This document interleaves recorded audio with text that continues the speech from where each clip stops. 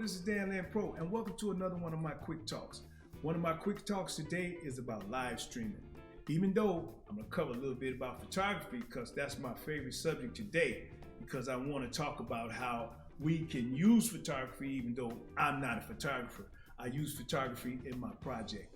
But I've been emphasizing photography lately because I know how important photography is when we look around and see how much is used in live streaming. But today my main emphasis is live streaming, because what I want to point out is that live streaming is not something new. We just really got into live streaming because we was on the stay home. And the stay home brought out a lot of good things about live streaming. So whether you was using Zoom, OBS, and some of the other live streaming platforms in order to communicate with people during the stay home, that is when we found out the real power of live streaming. But some of us had been talking about live streaming for years and trying to get the point across on how robust this type of tool could be as far as communication. And the only reason I used to emphasize live streaming as far as using it as a positive tool is because, it goes all the way back to the Vietnam War. The only way people knew or built momentum about protesting that war was because they were sending images back of some of the atrocities that was going on. Now, the subject is not whether they was right or wrong. I'm talking about the technology that they used back then in order to give people an inside perspective of what was going on with the war. And they did that through media. And they did that through the mediums that were available then in order to bring that imagery back home. Now, let's go and advance up to the war in the Middle East, when they made the mobile cameras where you could actually go out on the battlefield and be right in the middle of the action, showing people what was going on with the war. We get the same response. It wasn't that the atrocities of war was something new. It was the technology that they was using to bring that war into your living room in real time. And it's the same thing with some of the other protests that went on around the country or around the world, where we were seeing things that we knew existed or we had heard about, but now we were seeing them in real time, whether it was a dictatorship or a brutal government or some of the atrocities of the things that happened in the international community. We were seeing it in real time through live streaming via satellite. So now let's move up to the current contemporary process of live streaming. You're seeing things in real time. So whether you're using live streaming for music or entertainment, whether you're using it for the spiritual community, whether you're using it for your profession as a hobby, whatever you use live streaming for, people are seeing things in real time. So these things that we're seeing, they're not new.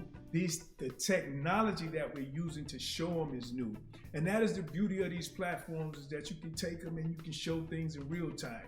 But you can also use your imagination to bring your ideas to fruition. So if you wrote a play or you want to make a movie or you want to make a documentary, you can use live streaming and you can make that documentary. You can create a show, you can pitch it, you can sell it. There's just so much you can do with live streaming. So I'm going to push live streaming because I was doing live streaming before the shut-in.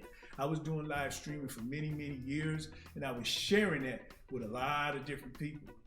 My point is this: things do not change. For example, the word of God does not change. However, how we deliver or communicate that message has changed. Because when I was a kid, they took you out to Washington Park and they used to have these big tents and you have revivals, and you hear the guys come up from all over the Great Lakes area, and they come in there and they preach and they teach, etc., etc. Or you went to a neighborhood church and they preached, etc., etc. And now we have these big churches and they preach, etc., etc. And now you see a lot of these big churches are online live streaming because they're still trying to get you the word of God during situations that may be out of our control.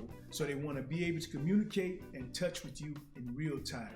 We just use live streaming to do that in so many different ways. I use it to present my art. I use it to present my testimonies. I use it to present it in so many ways. Other people use it to have a talk show or live shows or things they're passionate about. I see people in the dance community use it to express their love and interest and passion for the dance. It's just so many things that I see live stream used for. I'm just sharing with you how I use it personally, and hopefully I can share with something with you that you can use in your own individual aspirations and goals to present whatever it is that you're trying to present. And that's what we do at DanLanPro, YouTube.com, WebmasterDan, YouTube.com. Don't forget to subscribe. Make sure you hit the like button. And don't forget, when I'm on my Facebook pages, whether it's DanLanPro or Steppers Express, it's just a live presentation, just offer, just whatever I'm feeling at that moment. And it's not gonna be that long, so make sure when you see me come live, you tune in, because I'll be having some good testimonies, live streaming. Hey, I encourage it. Be encouraged, be resilient, stay safe. Love you, peace, and God bless.